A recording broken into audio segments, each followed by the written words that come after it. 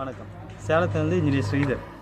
இன்றைக்கி நம்ம வந்து ஒரு சைட்டுக்கு விசிட்காக வந்திருந்தோம். அந்த சைட்டில் வந்து கிரில்லுக்காரே வந்து ஒரு எம்எஸ் பைப் யூஸ் பண்ணி ஸ்டேர்கேஸ் ஒன்று பண்ணியிருக்காரு. அதாவது ஸ்டீல் ஸ்டேர்கேஸ். அதில் ஒரு கம்ப்ளைண்ட் இருக்குது. அது என்னன்னு பார்த்தீங்கன்னா,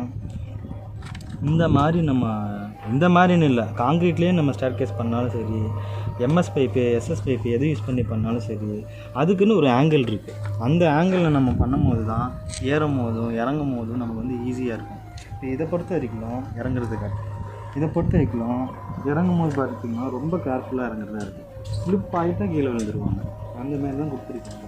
இதை நம்ம அவாய்ட் பண்ணோம்னா என்ன பண்ணணும்னா,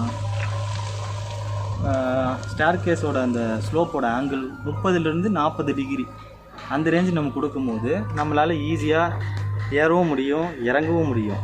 இந்த ஸ்டேரில் இப்போ நம்ம இறங்க போகிறோம். இங்கே பாருங்கள், இங்கே ஒரு சன்சைடு இருக்குது. இப்போ நம்ம ஏறும் போது இறங்கும் போது அந்த சன்சைடு இடிக்காமல் இருந்தால் தான் நம்ம கன்வீனியண்ட்டாக ஏற முடியும், இறங்க முடியும். ஒரு பர்சனுடைய ஹைட்டு 5.5லேருந்து 5.6 வரைக்கும் கூட இருப்பாங்க. இப்போ பாருங்கள், இது எப்படி டிசைன் பண்ணியிருக்காங்க பாருங்கள். ஏறுறேன், இறங்குறேன்,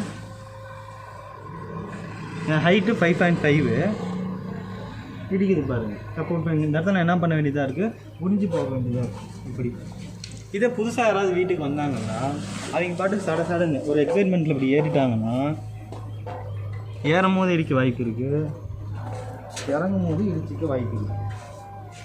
ரொம்ப பாருங்கள், ரொம்ப டேஞ்சர் தான் இது. இதெல்லாம் நம்ம அவாய்ட் பண்ணணும். இதெல்லாம் பண்ண அப்புறம் எதுவும் சரி பண்ணுறது டபுள் ஒர்க்கு தான் நமக்கு. இதெல்லாம் முன்னமே நம்ம வந்து டிசைன் பண்ணணும்.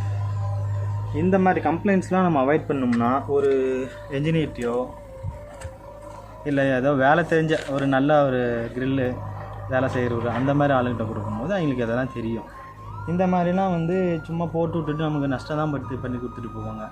இந்த மாதிரி நீங்களும் இந்த மாதிரி மிஸ்டேக்ஸ் உங்கள் சைட்டில் வராமல் பார்த்துக்குவாங்க. நன்றி.